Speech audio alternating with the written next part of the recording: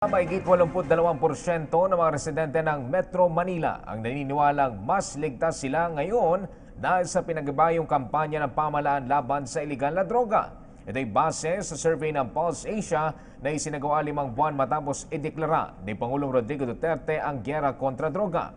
Ayon kay NCRPO Chief Oscar Albayalde, patunay ito na nakita ng ating mga kababayan na tumahimik ang ating mga lansangan gayon din ang accomplishment ng pulisya, hindi lamang sa NCR kundi sa buong Philippine National Police. Tiniyak ni Albayalde sa mga taga Metro Manila na ipagpapatuloy ng NCRPO ang pagpapatupad ng tungkuling lansagin ng ilegal na droga. Ang resulta niya ng survey ng Pulse Asia magsisilbing driving force sa pagtupad nila ng kanilang misyon.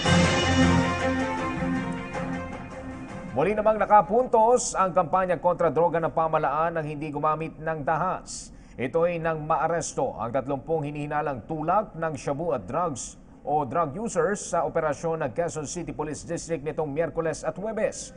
Isinagawa ang raid sa mga natukoy na drug dens sa Barangay Bahay Toro sa Project 8, Barangay Payatas at E. Rodriguez.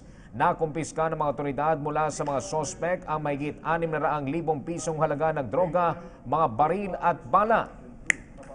Ayon sa report ng QCPD, naisagawa ang raid ng walang pumuputok na baril at walang dumadanak na dugo.